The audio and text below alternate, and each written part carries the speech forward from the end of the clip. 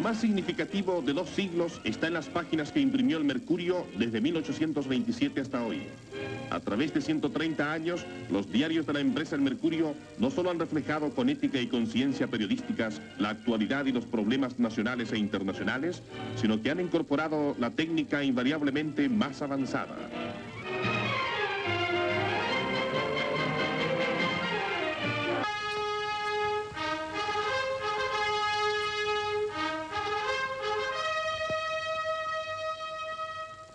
Ha pasado el tiempo y El Mercurio, uno de los diarios más prestigiosos del mundo y el más antiguo de habla hispana, fue fundado hace 147 años, lanza su edición número 50.000. Autoridades, entre las que se cuentan los integrantes de la Junta de Gobierno y personeros de la empresa, se dan cita en un almuerzo de camaradería y reconocimiento a lo que El Mercurio representa para el periodismo, tanto nacional como extranjero. Hicieron uso de la palabra el director del Mercurio de Valparaíso, Alex Varela, y el presidente de la Honorable Junta Militar de Gobierno, general Augusto Pinochet, quien destacó el rol que el Mercurio siempre ha jugado por defender los principios cívicos y democráticos de nuestro país.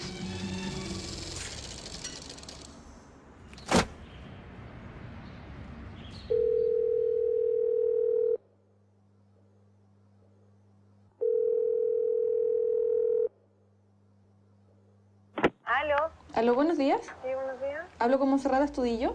¿Ella? Hola, mi nombre es Claudia Lagos, soy profesora de la Escuela de Periodismo de la Universidad de Chile. ¿Cómo estás? Bien, gracias. Mira, llamaba por lo siguiente. Lo que pasa es que yo estoy coordinando un taller de tesistas y quisiéramos, que están haciendo sus tesis sobre el Mercurio y quisiéramos entrevistar a don Agustín Edwards. No, don Agustín no da entrevista. ¿En ningún caso? Ningún caso. Ni siquiera entregando la solicitud formal por una carta explicando de qué se trata el proyecto. No da entrevista. Ni escrita ni nada. No. ¿No hay ninguna posibilidad de poder...? No da entrevista de ninguna clase. No lo hace. Ya, ok. Bueno, gracias. Ya. Hasta luego.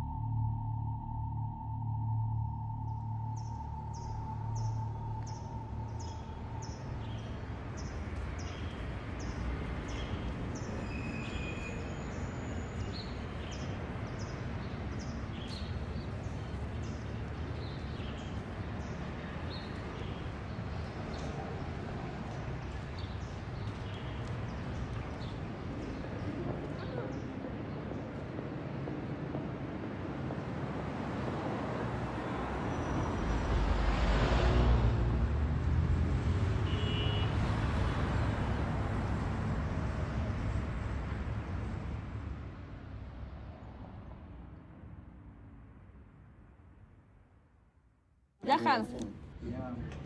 Bueno, lo que yo preparé sobre el vínculo entre el Mercurio y los derechos humanos lo traje redactado, así que lo voy a leer. ¿Qué hizo este diario para ocultar o justificar las violaciones a los derechos humanos? de qué manera legitimó no solo los crímenes contra los derechos humanos, sino también al único gobierno en la historia que practicó la desaparición como política de Estado. Es interesante indagar aquí las razones que lo llevaron a alinearse con el silencio oficial sobre las torturas y desapariciones, en lugar de transformarse, desde su posición privilegiada, en la tribuna ideal para denunciar las violaciones a los derechos humanos. Antes de empezar a investigar cómo hacer esto, habría que también hacerse la pregunta de por qué es relevante investigar estas conductas del Mercurio hoy, 30 años después. Y la respuesta quizás sea simplemente porque el Mercurio está hoy impune.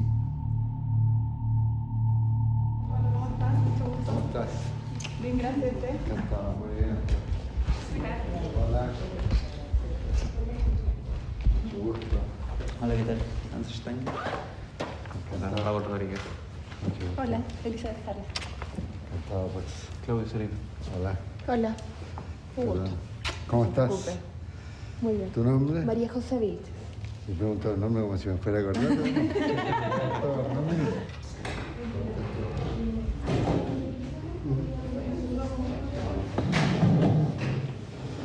Bueno, la gente de producción debería saber hacer un escenario. No, Necesito por supuesto. cosas de luz que se pudiera sentar más hacia ese lado. ¿Allá? Muy bien.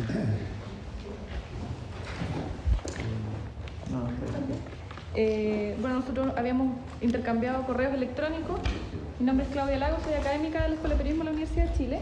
Y en este momento, desde enero más o menos, estoy coordinando un taller de memorias.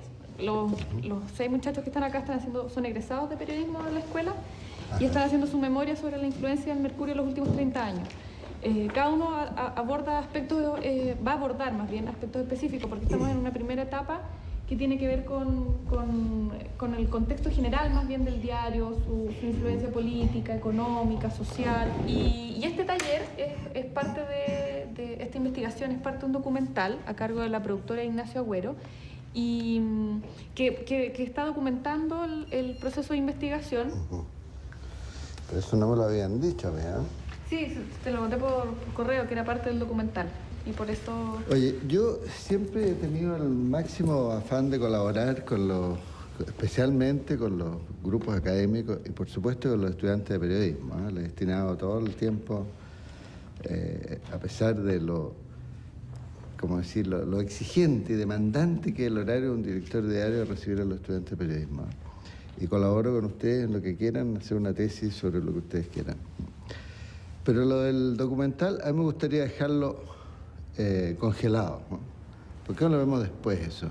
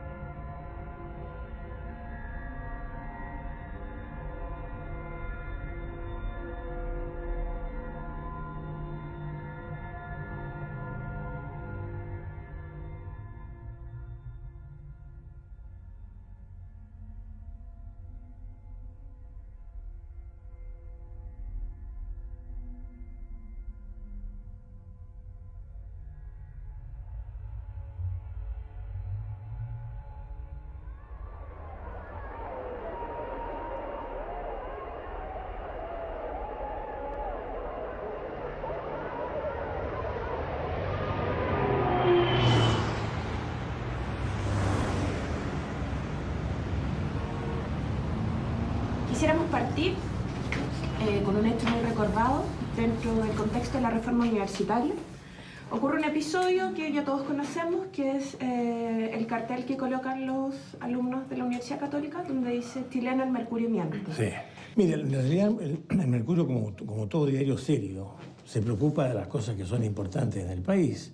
Y indudablemente que un movimiento universitario desde ese carácter, con toma de la universidad y con carteles afuera, y fue un hecho muy importante desde el punto de vista periodístico. Ahora, nosotros percibimos en eso ya una aparición de la izquierda en la universidad, ya oficialmente, como quien dice. Y fue eso lo que produjo el tema este que fue tan... El mercurio miente, viene porque se dijo ahí que había comunistas metidos en esto. Y en realidad no eran comunistas, sino que en ese momento, por lo menos nosotros los burgueses, no entendíamos la diferencia entre un comunista y un socialista. No era gente del Partido Comunista, pero era gente de izquierda. El Mercurio insistía, digamos, en descalificarnos, nosotros decidimos poner eso y el Mercurio ahí se editó con todo.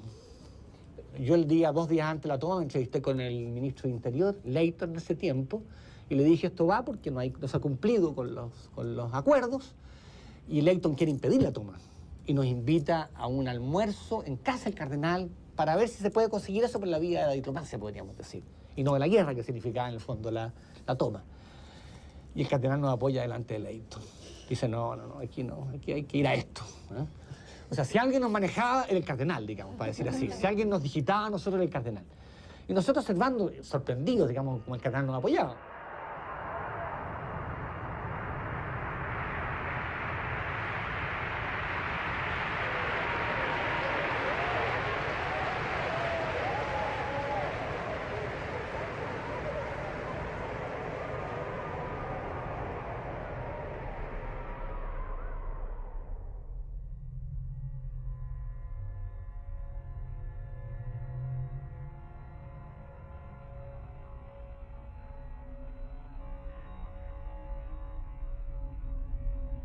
La universidad y el mundo latifundiario tenían algo de común.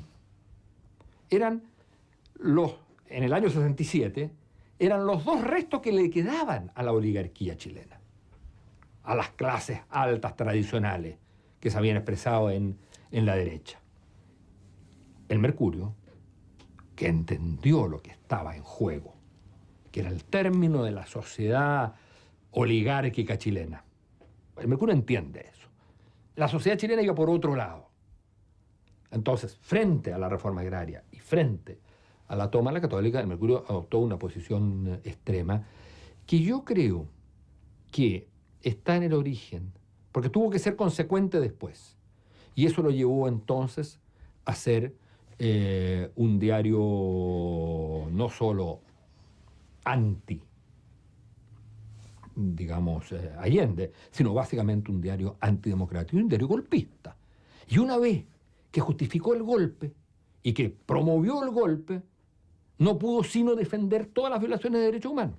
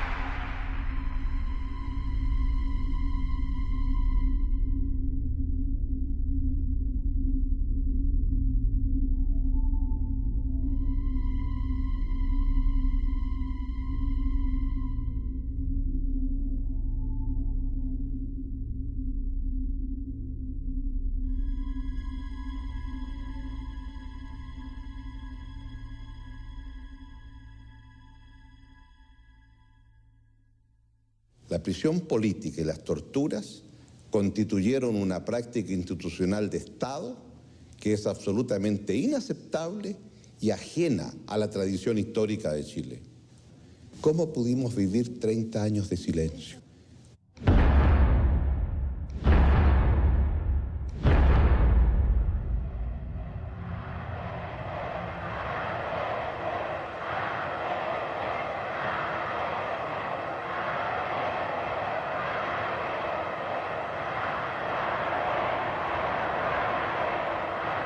¿Quiénes son los amos de la economía del país? ¿Quiénes son los que determinan lo que se produce? ¿Quiénes son los que controlan la distribución de los productos? ¿Quiénes son los que influyen determinantemente en la fijación de los precios? ¿Quiénes son los que gozan del crédito y las divisas? ¿Quiénes son estos grupos que han contado siempre con las franquicias que le otorgan todos los gobiernos y que se les niega al trabajador y al pequeño empresario? Son unos pocos, son una mayoría, son tan solo unas 40 familias. Citaremos algunos ejemplos. El Clan Edward está en el Banco Edward, en el Mercurio, en la editorial Lord Cochrane. Cuando ganó Allende en septiembre de 70, Augustine Edwards viajó prácticamente el día siguiente a Washington y se reunió con su amigo, un hombre de negocio que se llama Kendall, y él hizo el contacto con la Casa Blanca. Como hombre chileno, dueño de un diario, de todas maneras es notable que una persona así puede llegar a las altas esferas de la Casa Blanca tan rápido. En esos días se reunió en reuniones personales con Henry Kissinger, con el ministro de Justicia, John Mitchell, y con el mismo jefe de la CIA, Richard Helms. Y ahí empezaron a hablar, ahora tenemos los documentos de las conversaciones, todavía tachados, pero se nota, se da cuenta del tema de la conversación. Era obviamente cómo evitar que tome la presidencia Salvador Allende. Y específicamente hablan de la posibilidad de una opción militar. Quiero señalar frente a ustedes lo que es la moral de alguna prensa. Y quiero decirlo porque es la primera vez que lo voy a decir. Que no se olviden de aquello que expresa que el que siembra vientos cosecha tempestades. Que lo tengan en cuenta, que no insistan, como insiste el Mercurio hoy día, en una actitud antinacional, antidemocrática. Se debatía mucho en las esferas de la CIA y con el gobierno. Se propuso él mismo, como buen hombre de negocio, aunque está pidiendo, está embarcado en un proyecto de derrocamiento militar, está preocupado por la sanidad de su empresa. Entonces él pidió ayuda financiera y Estados Unidos tenía que decidir si vale la pena aportar dinero directamente a esa persona, a su diario, o no hacerlo, o sea, dedicarlo a otras cosas. Total, conversaron bastante y finalmente, para decidir, llevaron el tema al mismo presidente Nixon y él aprobó la ayuda directa de $700,000 a Dooney Edwards. Y después, poco tiempo después, se aprobó otro 300,000, o sea, $1 millón. Un año después se aprobó otro $1 millón. Y en total eran más o menos $2 millones de ayuda directa al Mercurio.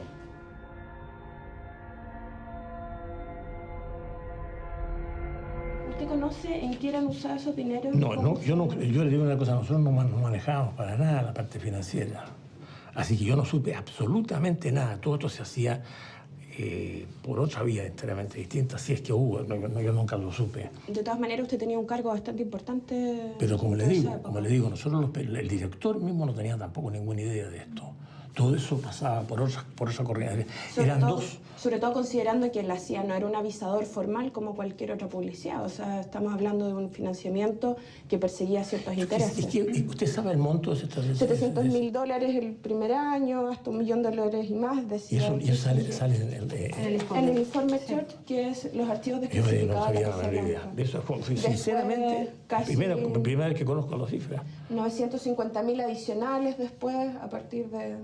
Al final, se supone que fueron casi 2 millones de pesos, de dólares, disculpe. Claro. 2 millones de dólares al No diario. sería raro porque en realidad el avisaje cayó tan verticalmente y el diario siguió caminando. Yo tuve una cierta disminución en la renta, pero nada más, no fue una cosa muy...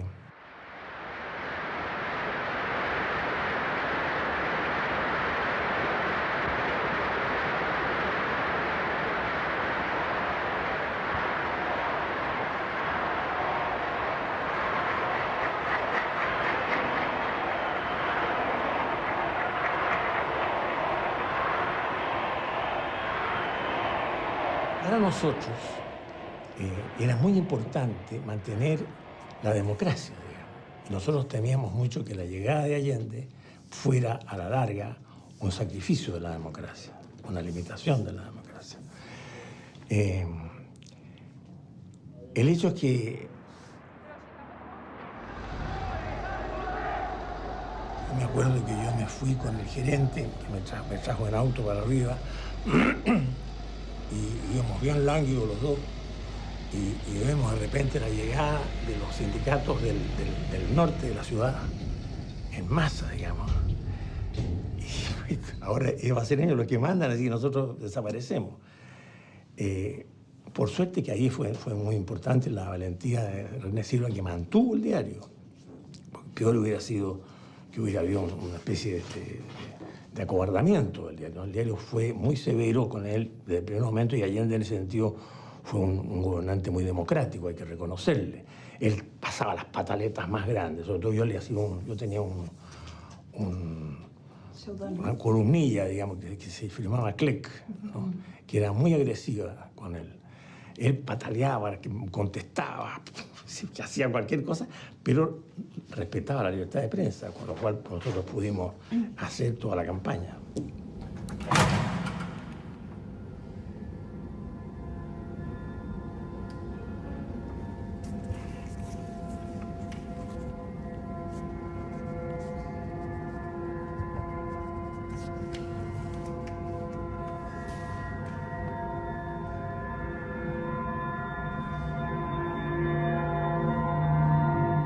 ¿Qué opinión le merece esta intervención extranjera en capitales? Me parece pésimo. Si hubiera yo sabido, habría tenido esa actitud.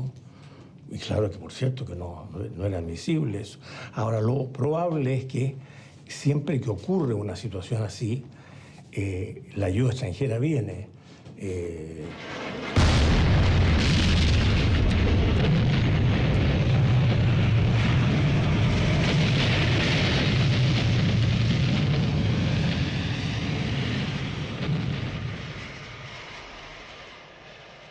Bueno, al otro día del golpe sucede que muchos diarios no amanecen, desaparecen completamente. ¿Cómo se vive esa desaparición del resto de los medios en el Mercurio? ¿Hay alguna preocupación? ¿Es un tema dentro del...? Claro que es un tema. Es un tema, pero nada más que un tema, no una preocupación, digamos, porque, qué sé yo, ya escapar nosotros ya era una gran cosa. Un náufrago normalmente no se preocupa de los otros, salvo que sean parientes de él, ¿no? Y en este caso eran competidores. Así que...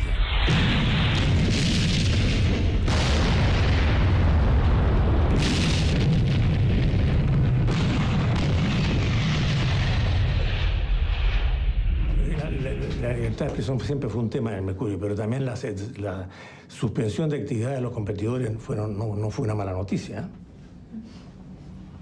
Se reconocerá.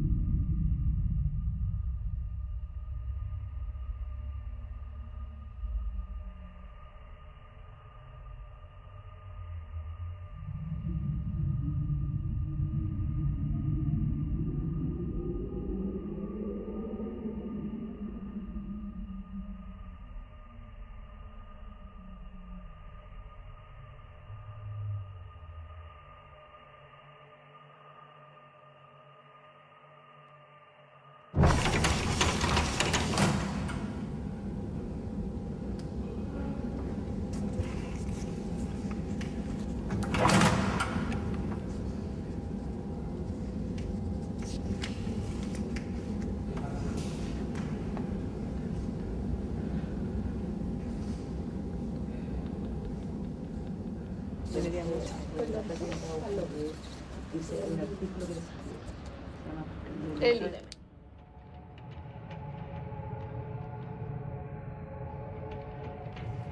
Tengo como 3 aristas.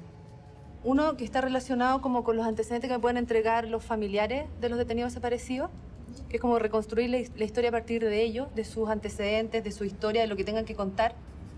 No, y de hecho este caso es importante porque es el ícono de la vergüenza de la prensa nacional. O sea, muchos periodistas lo toman así.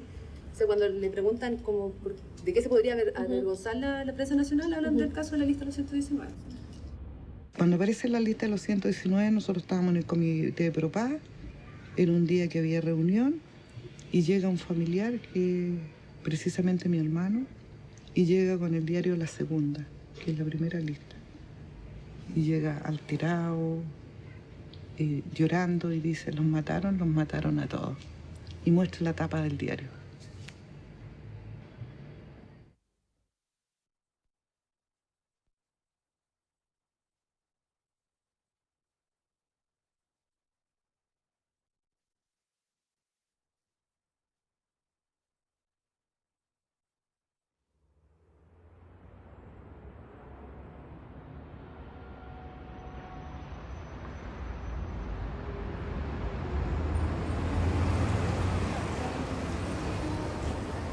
¿Y qué fue la lista del 119?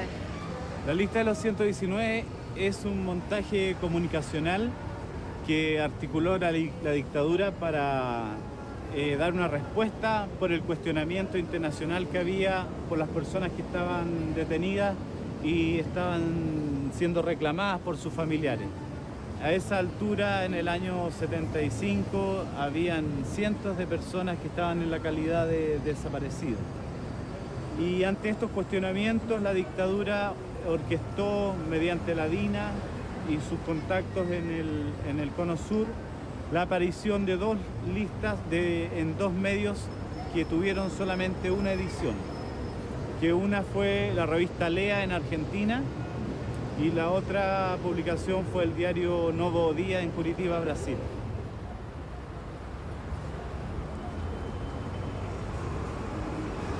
En estas listas aparecían los nombres justamente de estas personas, de los detenidos desaparecidos que nosotros reclamábamos.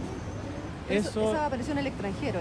Esto apareció en el extranjero. ¿Y acá en Chile? Y a través de la agencia UPI se reeditó la noticia acá en Chile.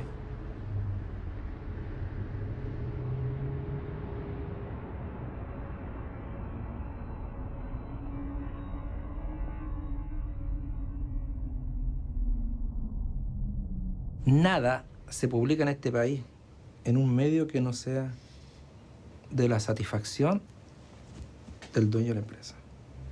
La Operación Colombo y la publicación de este listado de los 119, ¿qué era? Era simplemente una operación de desinformación. Mientras todos buscábamos estos 119 que fueron privados de libertad en Chile, y encerrados en los campos clandestinos de la DINA y allí hecho desaparecer, los medios de comunicación publicaban de que esta gente había muerto en el exterior, matándose entre ellos mismos.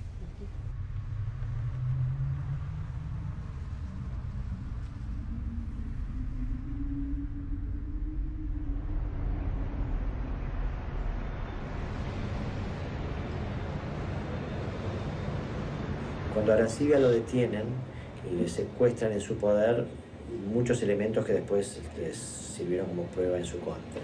A él le secuestran en su poder una gran cantidad de cartas que él le enviaba a la DINA exterior, y también le fueron secuestradas cartas que él recibió de la DINA, donde quedaba claro cómo le pedían a él que interviniera en la publicidad de este plan, que yo siempre considero que era muy macabro, de hacer aparecer en la Argentina como muertas personas que en realidad habían desaparecido en Chile, con la utilización de cadáveres argentinos no reconocibles. Eso fue lo más monstruoso del operativo Colombo. Al mismo tiempo, cuando él lo detienen, le encuentran en su poder 5 cédulas de identidad de ciudadanos chilenos, porque la idea era aprovechar un cuerpo argentino no reconocible y unirle a ese cuerpo una cédula de identidad de un desaparecido en Chile. para que quedara claro que, por lo menos para lo que se quería mostrar en Chile, que en realidad estas personas desaparecidas en Chile no estaban en Chile, sino que habían cruzado a la Argentina y se habían muerto en enfrentamientos con sus propios compañeros de armas. Estaba yo con una amiga muy querida que es Arcadia Flores, que posteriormente a ella la mataron. Estábamos dirigiendo el grupo y nos pasa el diario y empezamos a leer la lista y estaban los familiares ahí. Tú comprenderás que quedó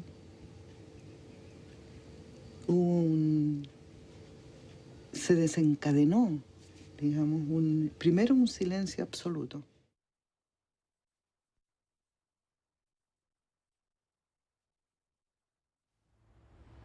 Había nuestras mamás que se deshacían en llanto y estábamos las que éramos un poquito más fuertes, consolándola, diciéndole que no creyeran porque no era la verdad. Hubo un grupo que incluso fue a algunos diarios a reclamar, a preguntar de dónde habían sacado la información. ¿Se acuerda de eso? Empezamos a salir nosotros puerta a puerta y fuimos al Mercurio, fuimos a los diarios donde salieron las noticias. Fuimos a reclamar que eso era una mentira. ¿Qué pasó cuando fueron al Mercurio, por ejemplo? Nada. Siempre nos decían, nos hacían sacar con carabineros, o nos decían que no, que eso, ellos no sabían nada.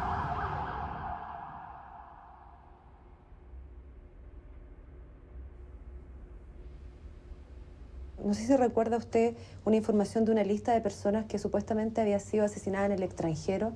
¿Recuerda esa información? Sí. Que después se llamó la Operación Colombo. Exactamente. ¿Y usted recuerda cómo se generó esa información? No, yo no sé, eso no tengo la menor idea porque sé que le entregaron una información, o sea, que llegó una información Al Diego Portales. Porque, Diego Portales. Sí, yo entrevisté a un periodista de La Segunda que incluso lo mencionaba usted, sí, como que usted había sido la persona que entregó esa información claro, a los medios. Eso es falso. Yo no entregué nunca una información a nadie. Yo nunca entregué nada que tuviera que ver con prensa directamente. Es una falsedad porque el que entregó esa situación fue Willoughby. Él era secretario de prensa. Él era el que estaba a cargo de entregar ese tipo de información. Claro.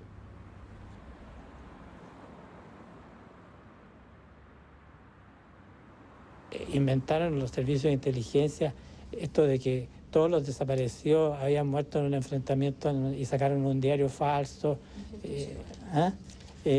No podía ser más burdo y malo, y ahora yo creo que van a ir para adentro por eso. ¿Sabe? Esa es una técnica que ustedes la conocen, que es la del rebote. Entonces, lo que hicieron fue dar la información en Santiago para que rebotara en Brasil, y salía en Brasil, y entonces se aprovecha el Río de Janeiro del diario ta. Dice, ¿cómo se enteró de esta noticia? De estos 119 chilenos que supuestamente... Porque llegó a mi oficina una persona que me mostró un diario, entonces, un diario brasilero que era una fotocopia. Llamé al subsecretario de Relaciones Exteriores y le dije, mire, hay esta cuestión, entonces yo le voy a pedir oficialmente de que usted le escriba al embajador en Brasil para que le diga que sí o no existe ese diario. Y me dijo, conforme. Y después de los 2 o 3 días me llamó por teléfono y me dijo, tenemos la confirmación de que no existe. Entonces yo tenía reunión con la Junta y le dije, pasa esto. Obviamente algunos de ellos sabían que lo había pasado. Pero ese diario no existe. Entonces yo lo que voy a hacer es que a mi nivel esto no existe. Pero igual la prensa publicó esa información. Claro, porque tenían canales propios. Si también la DINA pagaba periodistas y DINACO les da pitutos también sobre eso. ¿Sabe a qué periodistas le pagaba la DINA? ¿O se recuerda algunos que sean...? ¿Cómo cree usted que se podían montar estas noticias falsas? ¿Cuál es su locuración? ¿Qué se le ocurre respecto a eso? Bueno, si cuando uno tiene en el momento el poder en la mano, pues puede montar cualquier noticia. Yo podría haber montado noticias si hubiera querido, pero nunca se me ocurrió a mí montar noticias. ¿Para qué?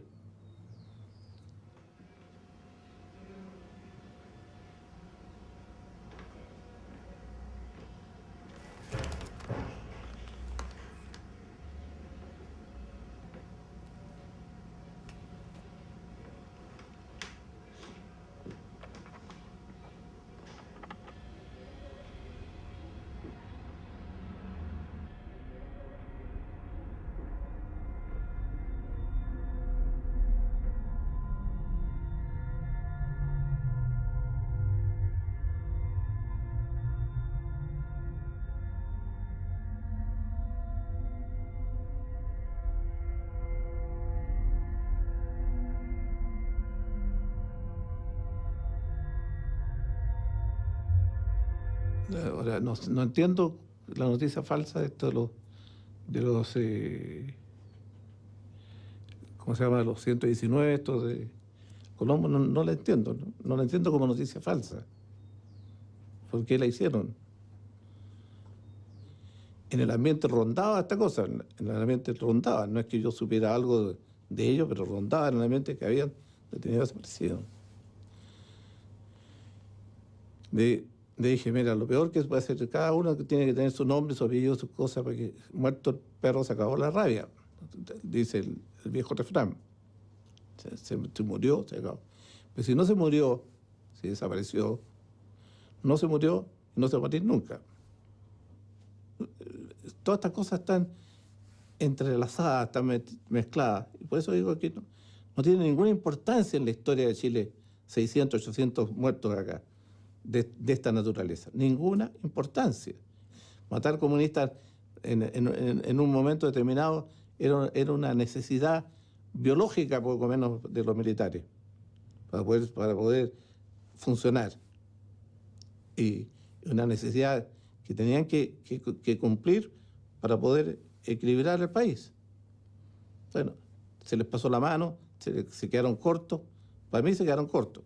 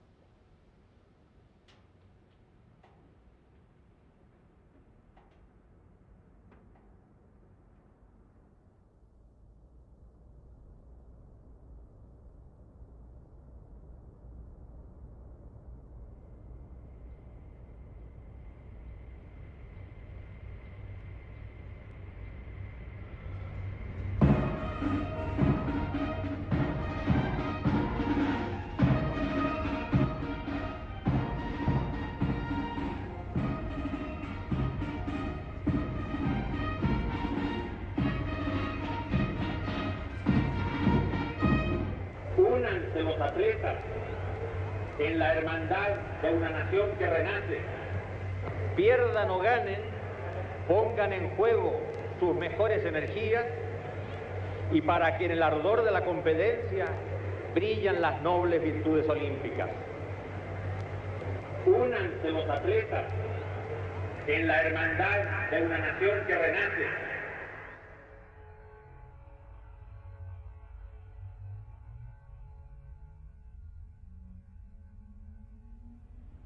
Una de las características de las prácticas periodísticas es la verificación de las fuentes. ¿Alguna vez ustedes cuestionaron la información que les entregaban? A nosotros teníamos información propia. Sí, yo soy relativamente orgulloso, no crea que no. Estoy bastante indignado por lo más con esta entrevista muy irrespetuosa que me están haciendo. Pues yo no venía preparado para esto, yo para un acoso político no venía preparado. No, yo encuentro que no es político, son hechos que sucedieron y es importante. Muy político, muy político. Está orientado claramente a un punto. A conocer el funcionamiento de la prensa en dictadura.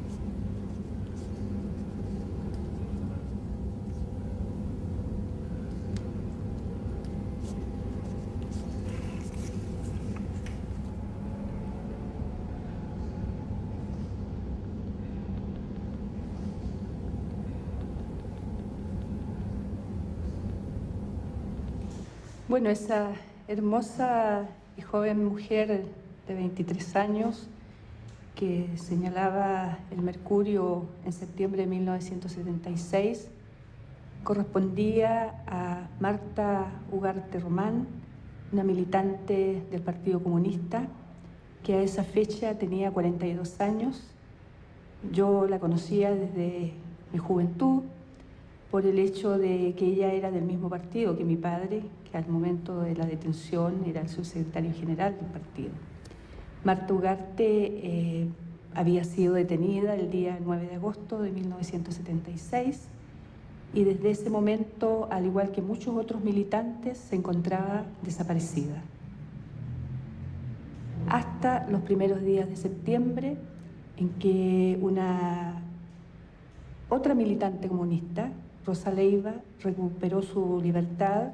Al obtener su libertad, concurrió a la Vicaría de la Solidaridad y allí ella narró todo lo que había compartido con Marta Ugarte en la celda durante esos días.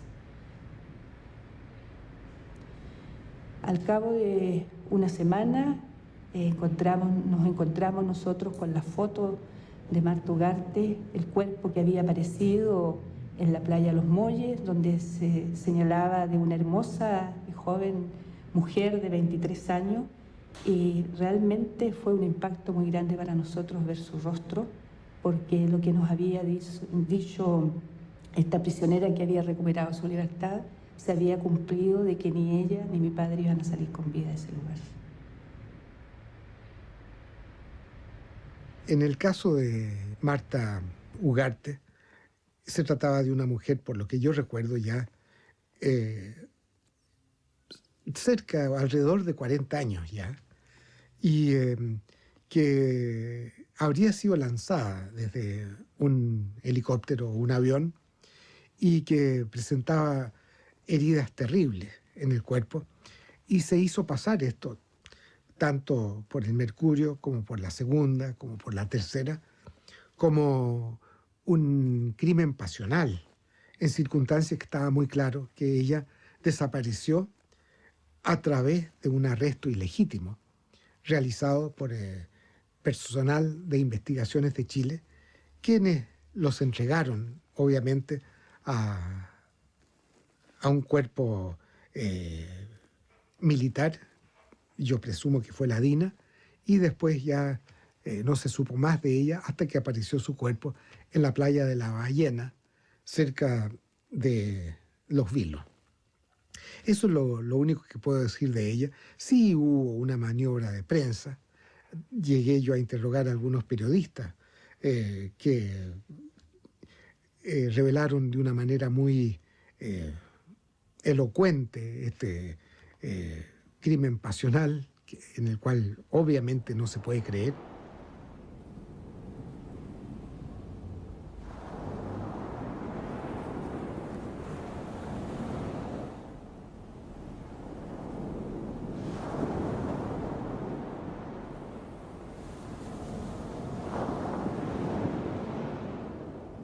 Yo pienso que simplemente el mercurio era un medio del cual se valió la dictadura durante los 17 años para poder llevar a efecto los actos espantosos que se cometieron. Me sentí que yo había escrito una hueá que nada que ver, pues, entonces que era gravísimo, pues fui, pues. O sea, yo tengo mi moral, no, yo soy cristiana, no. Yo la vi muerta. Creo que fui de las pocas que la vio en la morgue. La encontré mucho más joven, además. Estaba tan delgada. Esa cuestión la tengo aquí.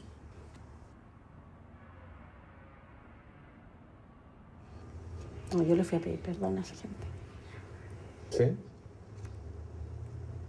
Yo, que se presentó que era periodista como corresponde y nos dijo de que ella había estado antes que levantaran el cuerpo cuando estaba en la playa todavía. Antes que lo sacaran de la Entonces que ella la había visto, que había quedado bien, que se notaba que era una persona buena moza, que tenía bonita piel. Esa fue la conversación. Lo describió en esos aspectos. Y que nos decía esto para que nosotros nos tranquilizáramos, quedáramos más tranquilas. Quedamos tranquilitas. Eso fue una cosa así, no fue más. No, estaba totalmente desfigurada. La expresión de su cara fue muy terrible, porque la verdad que tenía una expresión de dolor, de espanto, de horror.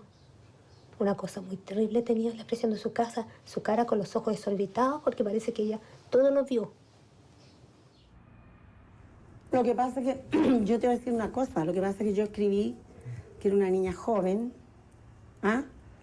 porque yo la vi joven, pero era que estaba flaca, porque quizás cuánto tiempo la habían tenido presa que no comíamos, ¿entendí? Y en la ligereza que uno puede tener para escribir. ¿Y cómo se fue acercando, por ejemplo, al organismo de seguridad, por ejemplo, a la DIN, a la CNI? No, esta cuestión fue una movida que hicimos todos juntos, porque era una fuente noticiosa. Entonces yo dije, hay que ver estos buenos porque hay que preguntarle las cosas que pasa, hay que tener un contacto. Y fuimos con el Pablo Honorato y un par más. Ellos tenían su staff, anda a saber tú.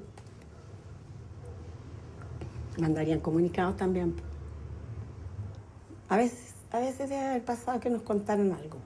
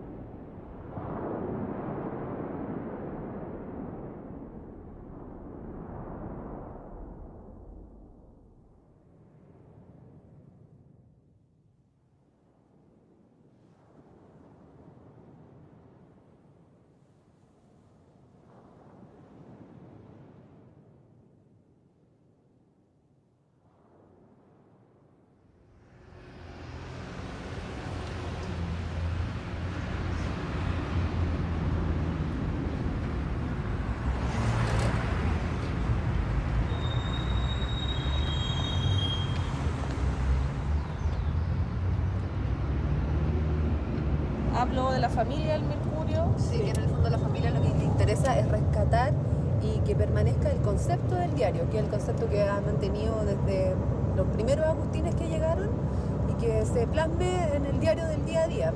Claro, que es capaz de, el Mercurio es como un tronco en torno al cual es capaz de aunar voluntades políticas, sociales, educacionales, por eso etapa ciudadana. Lo que pasa es que el Mercurio es hoy día es el referente. Y dada la tradición, la trayectoria y la importancia que le dan los lectores, porque aquí la importancia y el valor se lo dan generalmente los lectores. Los lectores le han concedido al Mercurio ser el diario de referencia, existiendo otros diarios, y por lo tanto a las autoridades les interesa mucho que sus versiones estén bien contenidas en un diario de referencia. Y el Mercurio ha sido el diario de referencia, y en todas las encuestas y en todos los estudios siempre aparece como el diario de referencia de Chile. El Mercurio es como el tronco de esta visión de mundo, esta visión de sociedad, en torno a la cual además está esta relación con otras instituciones, porque el Mercurio es más que un diario. Eso lo dijo él. Que era como una guía, como que va cambiando según los tiempos, que es más abierto, que incluye otros temas, pero que es, ante todos estos avatares, es como una guía para la sociedad. Claro. Oye, y entonces Edwards dijo que era muy difícil porque no da entrevistas, claro, porque no da entrevistas, porque era tímido y porque estaba medio sordo. Un poco sordo. Un poco sordo, sí. Una de las entrevistas más difíciles de mi vida fue para el centenario del diario El Mercurio, que en El Mercurio me pidieron que entrevistara a don Agustín Edwards. Ya estábamos en Democracia. Y fue difícil porque, en primer lugar, es muy difícil entrevistar al patrón, ¿no es cierto? Yo no tenía ninguna confianza con él.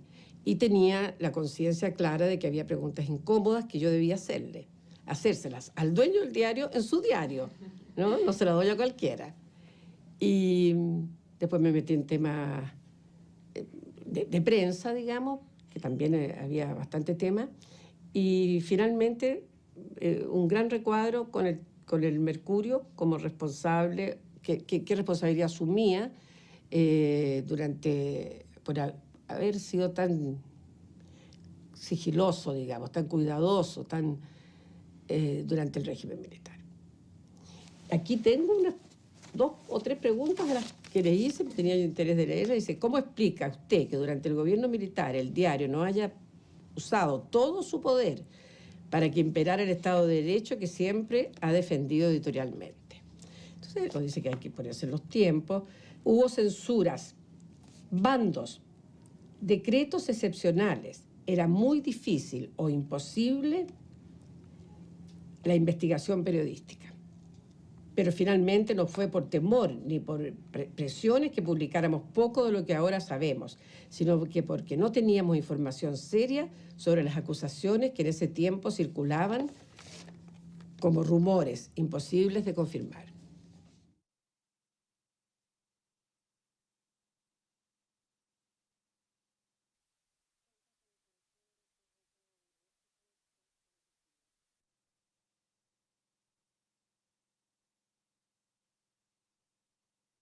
Yo tenía un conteo de detenciones semana tras semana, o sea, todos datos de la vicaría y de otra gente de derechos humanos, que yo sabía quiénes habían desaparecido y cuántos habían desaparecido cada mes. Eso durante o sea, mientras estaban desapareciendo, yo estaba haciendo ese conteo.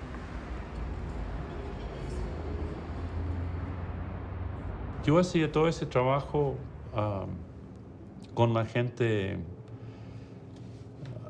de derechos humanos. Aquí en Chile, como yo creo que únicamente en el mundo, en ese momento, había un aparato de información sobre los derechos humanos que era lo más completo y serio en el mundo. Yo no sé en ninguna otra parte donde se juntaban los datos y los testimonios, guardaba la información, y yo tenía confianza total que los datos eran verídicos. El principal objetivo en ese momento de la vicaría era el amparo, amparar a las víctimas, salvar a la gente, ¿no? Antes que denunciar. Esa era la línea de la iglesia, ese era el primer objetivo. Pero obviamente hubo un segundo objetivo que fue entendiéndose que era necesario, ¿no?, para detener esta política represiva de carácter criminal, que era la información. Y entonces se creó el boletín Solidaridad en la vicaría, el año 76.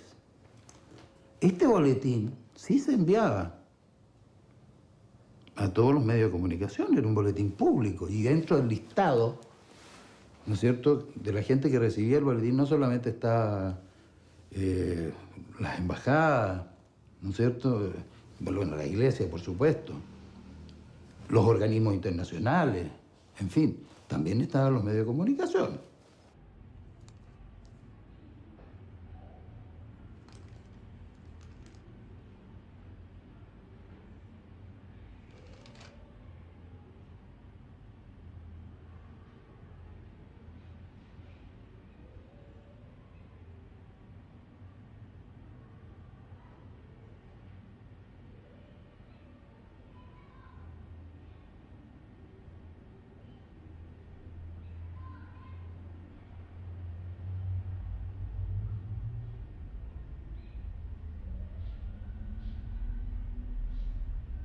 Yo una vez dije en Radio Cooperativa, y se armó un pequeño lío, que la prensa chilena le debía una explicación al país.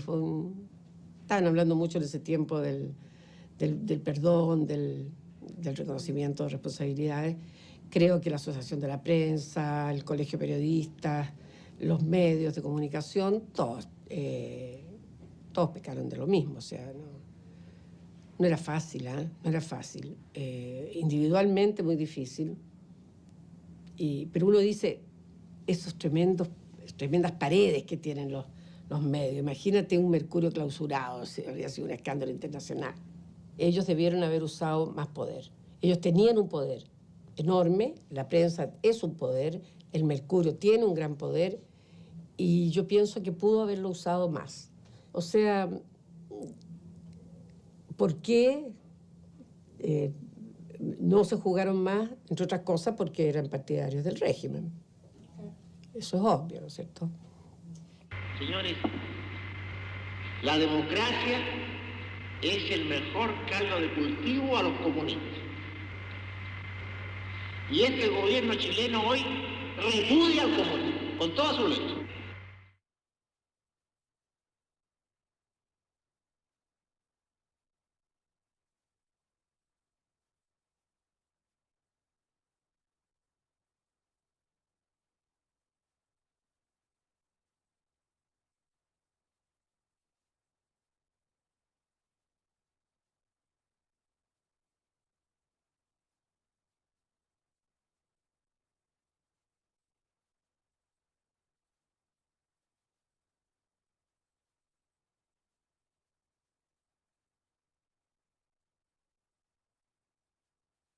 Nosotros decidimos hacer una manifestación en el frontis del diario El Mercurio, ahí en compañía con Morandé, y llevamos varios carteles que decíamos que el Mercurio tenía responsabilidad en los crímenes, y nosotros logramos un gran número de familiares entrar al Mercurio, que tenía un portero y que cuando supo quiénes éramos nos querían echar a la calle. Nosotros entramos igual y alcanzamos, yo recuerdo, alcanzamos a subir las escaleras, que era el Mercurio era súper grande la entrada, había un hall abajo, una escalera al centro y que daba con oficinas para ambos lados.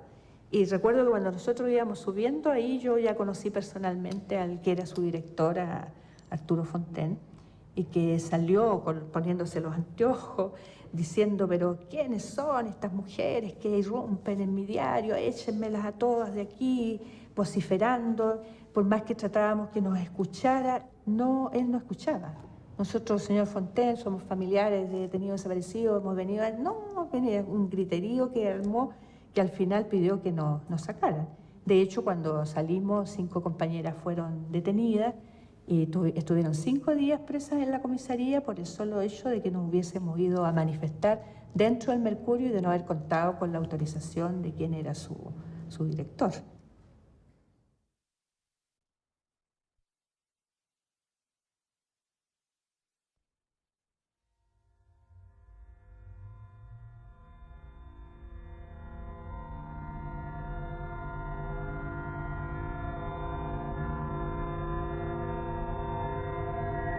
Cuando se produce una situación internacional como era esta, porque esta era mucho más que un problema chileno, era una especie de experiencia socialista nueva de la democracia, digamos, dentro de un régimen marxista. Era una cosa de gran interés para el propio movimiento comunista, así que ellos tienen que haber tenido también muchos recursos. ¿Y usted sabía de las gestiones que estaba haciendo Agustín Edwards? Oiga, yo fíjese que una cosa yo le voy a decir, yo venía preparado para otra cosa, para una entrevista no política. ¿Ya? Estoy viendo que las cosas van mal, así que yo me van a excusar. Pero entremos ahora en el tema del quehacer periodístico. ¿Le parece? Precisamente de las rutinas periodísticas y del quehacer periodístico, se habla comúnmente sobre el apodo del decano de la prensa, el Mercurio. ¿Usted sabe cómo nació este apodo?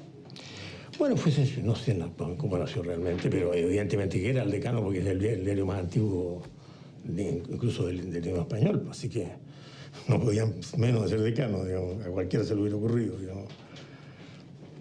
A medida que se van conociendo ciertas irregularidades del régimen militar, como por ejemplo las violaciones a los derechos humanos... Mire, yo voy a terminar esta entrevista. Ustedes me van a excusar, voy a terminar esta entrevista. Don Arturo, pero a nosotros nos interesa mucho conversar con usted. Pero a mí no me interesa conversar con usted en este plan. Así que usted me excusa, voy incluso a retirarme.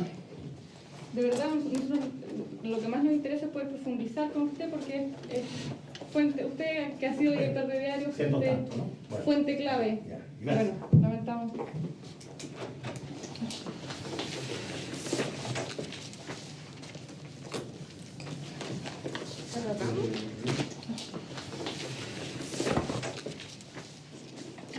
Partamos la base, yo creo que habrá consenso sobre eso, que el Mercurio tiene una enorme responsabilidad de las violaciones de derechos humanos y que es uno de los actores que no ha reconocido esa responsabilidad.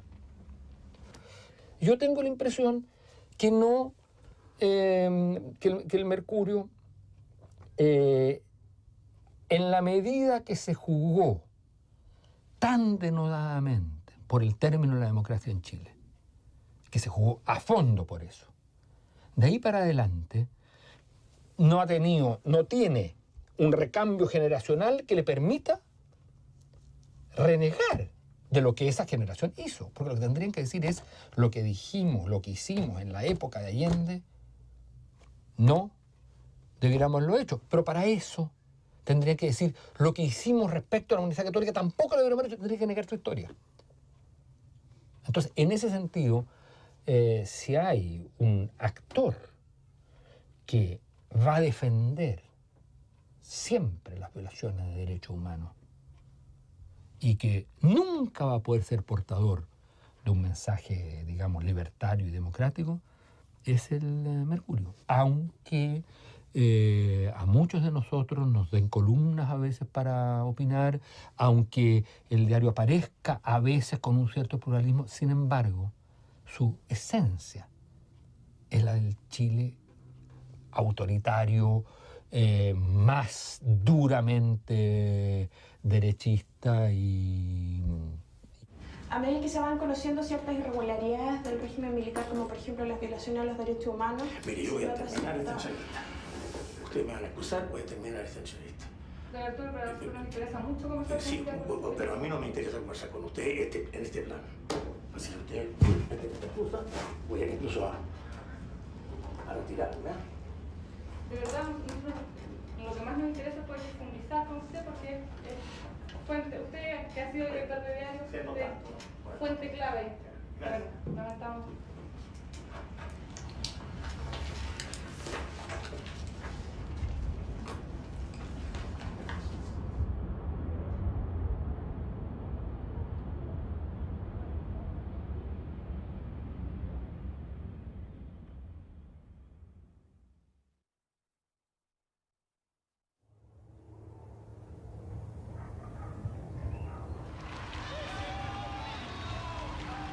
Y concédenos la paz en nuestros días, para que, ayudados por tu misericordia, vivamos siempre libres de pecado, protegidos de toda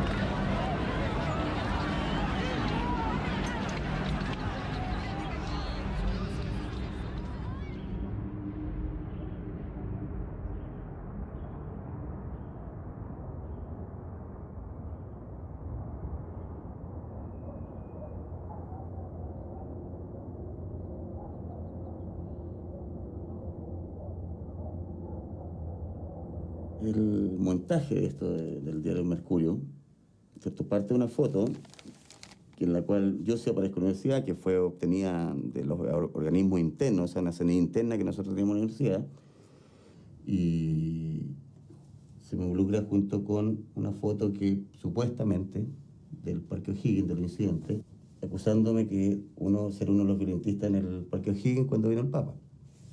Hecho los cuales yo ni siquiera estuve en el lugar. El director del Mercurio, dentro de esta conversación rutinaria que tenían todos los directores de medios con el gobierno, y cuestión que es legítima desde el punto de vista de ellos y legítima desde el punto de vista del gobierno también, y ocurre siempre, había planteado la solicitud de disponer de información como primicia. Sin embargo, yo hice presente que a mi forma de ver la información que procesaba CNI no era confiable.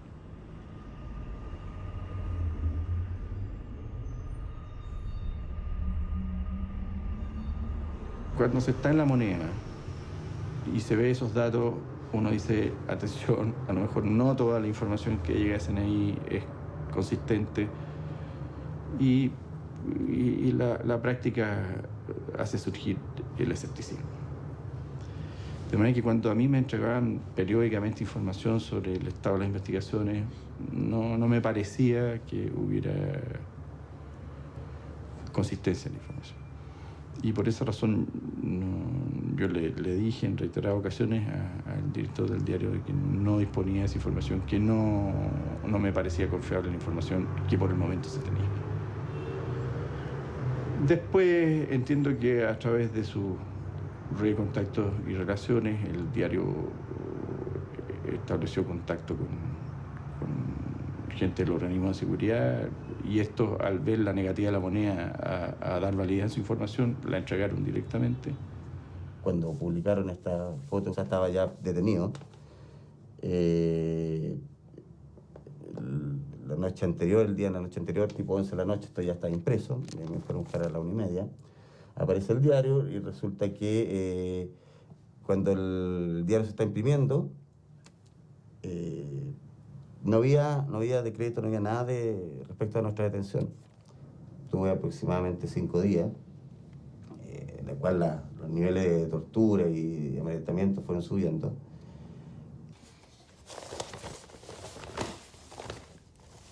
Este soy yo, Jorge Jaña. Fui producto de esta foto, de esta publicación. Fui detenido sin saber por qué. La CNI me arrestó en mi casa, en mi domicilio, y me llevó al cuartel de Borgoño, encapuchado, donde fui torturado sin saber por qué.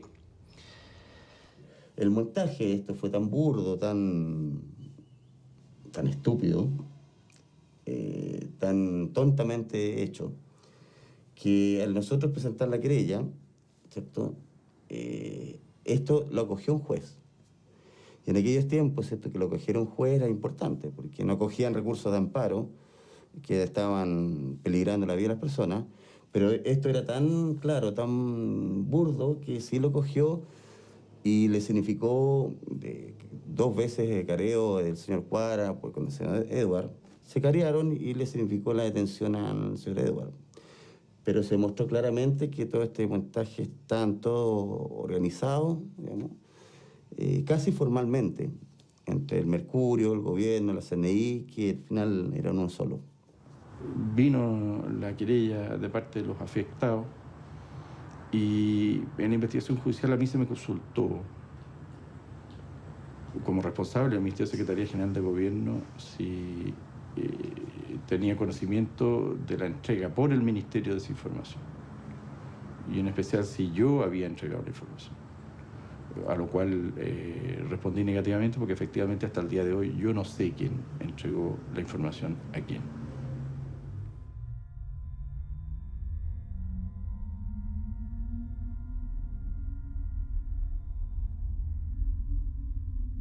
El Mercurio jamás informó respecto del proceso que se estaba llevando, de los careos, de la detención del señor Edward, de la radio que tenían y de la conclusión que llegó el juez, ¿cierto?, porque determinó claramente que el señor Edward había obtenido directamente las fotos de la CNI y en los 2 casos, o sea, tanto mi participación en los incidentes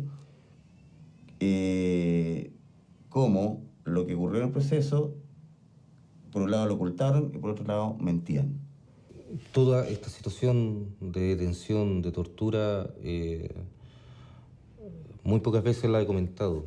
Muy pocas veces he podido sentarme delante de alguien y y explicar qué es lo que me correspondió, qué es lo que me tocó vivir. Y particularmente muy pocas personas saben que la responsabilidad de esta situación de detención mía se debió a la gestión del mercurio. Y es importante que se sepa o es importante determinar que precisamente estos abusos de poder que se hacen con la publicidad dañan no tan solo la imagen inmediata de una persona, sino que también se daña parte de la vida completa. Es un tema que para mí es sumamente sensible, no lo he podido conversar aún con la familia cercana.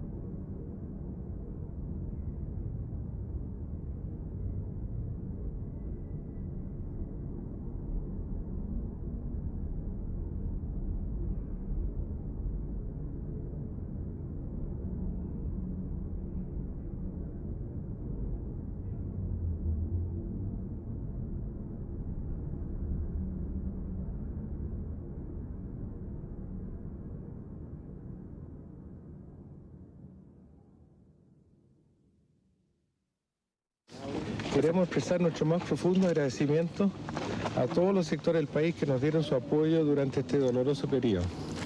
Al presidente de la República, quien se mantuvo permanentemente interesado por la situación que nos afectaba. Le hacemos llegar nuestro reconocimiento y el de toda nuestra familia. Al ministro Interior y a todas las autoridades de gobierno que colaboraron estrechamente con nosotros para salvar la vida de nuestro hijo tan cruelmente amenazada por sus captores. A las instituciones policiales, carabineros de investigaciones, por el acendrado profesionalismo de que dieron muestra, así como las nobles virtudes humanas de sus hombres. Nuestra especial gratitud para todos los medios de prensa del país y del continente. Señor Edwards, antes del secuestro o desaparición de su hijo en Chile, ha habido otros casos de personas que por motivos políticos han desaparecido y hasta el momento actual no aparecen, no se sabe dónde están. ¿Cómo ha cambiado su visión de ese problema luego de la experiencia vivida con su hijo Cristian? ¿Usted qué diría a esas madres que todavía no encuentran a sus hijos? ¿Quisiera decirles algo después de su experiencia? Tener fe nomás. Hay que tener fe en el Señor. Y que lo que Él decía, por último, es una cruz que te mandan y es una señal. Es una señal que no necesariamente mala, todo lo contrario. Es más bien positivo, porque a nosotros nos produjo muchas cosas positivas. La unión de la familia, hermanos con quien no habíamos hablado mucho tiempo, se juntaron. Fue muy positivo.